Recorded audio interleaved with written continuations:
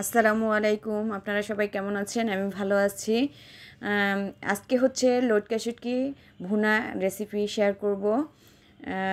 প্রথমে তেল দিয়ে নিয়েছি।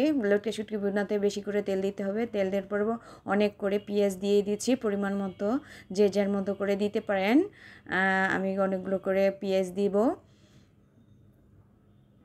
পেঁয়াজ দিলাম। এবার পেঁয়াজের কাঁচা গন্ধটা ছাড়ানোর জন্য অনেকক্ষণ নেড়ে চেড়ে নিব। এরপরে রসুন কুচি দিয়ে দিলাম। রসুন কুচি এখানে বেশি দেবো না, আমি যেহেতু রসুনের পেস্ট দিব এজন্য রসুন কুচিটা কম দিয়েছি। এখন একটু নেড়ে চেড়ে নিব, কাঁচা যাতে গন্ধ ছেড়ে যায়। কাঁচামরিচ দিয়ে দিয়েছি, এখানে শুকনো মরিচের গুঁড়ো দেব ঝালের জন্য। দিয়ে এখন কতক্ষণ নেড়ে চেড়ে নিব। হলুদের গুঁড়ো দিয়ে দিলাম। এরপরে হচ্ছে মরিচের গুঁড়ো দিয়ে দিলাম মরিচের গুঁড়ো। মরিচ যে যতটুকু ঝাল খান পরিমাণ মতোই দিয়ে দিবেন। আমি মরিচের গুঁড়ো একটু বেশিই দিলাম, যেহেতু শুটকি ভুনা একটু বেশিই দিতে হয়। এখানে হচ্ছে জিরা ধনিয়ার গুঁড়ো দিয়ে দিলাম 2 চামচের মতো। এখন ভালো করে নেড়ে চেড়ে মশলাটা কষিয়ে নিব।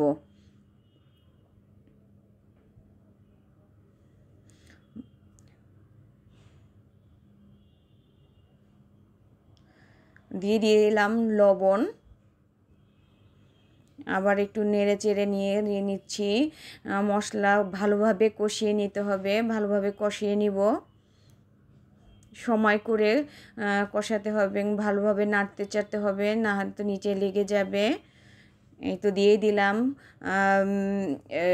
রসুনের পেস্ট 2 চামচের বেশি দিয়ে এখন আবার নেড়ে চেড়ে দিব যাতে নিচে লেগে না যায়।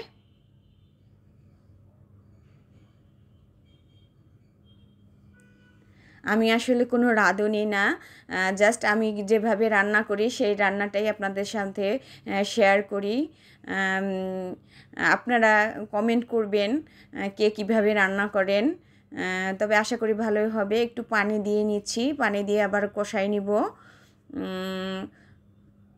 যখন ভালোভাবে কষানো হবে, তেলটা উপরে উঠে যাবে, তখন আগে থেকেই আমার প্রসেস করে রেখেছি শুটকিটা ধুয়ে টুয়ে কেটে ধুয়ে পরিষ্কার করে রেখেছি।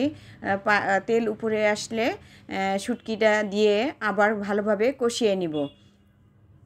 এই তো তেল উঠে আসছে, এখন এই প্রসেস করা শুটকিটা দিয়ে দিব।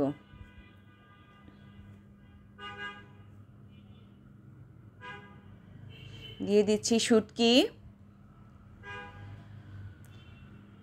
ভালোভাবে নেড়ে চেড়ে শুটকিটা কষিয়ে নিব।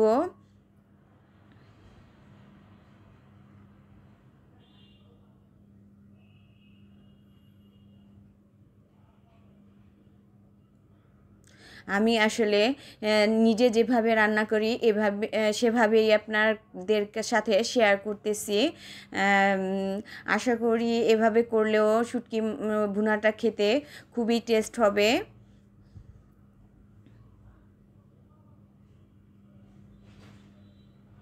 তো তেল ছেড়ে দিয়েছে, মাঝে আমি নেড়ে দিয়েছি। এখন একটু পরিমাণ মতো পানি দিয়ে শুটকিটা সিদ্ধ করে নিব, যাতে সুন্দর হয়, খেতে ভালো হয়।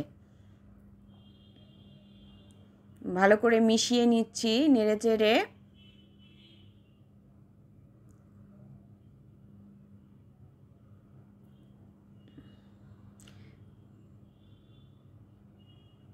এই তো রান্না প্রায় শেষের দিকে, কষানো ভালোভাবে কষিয়ে নিয়েছি। রান্না শেষের দিকে এবার নেড়ে চেড়ে যাতে নিচে না লেগে যায়। রান্না শেষ। দেখতে খুবই ভালো হয়েছে। এখন তুলে নিব। প্লিজ সবাই কমেন্ট করবেন আপনারা কিভাবে রান্না করেন। রান্নাটা শেষ। সবাই ভালো থাকবেন। আসসালামু আলাইকুম।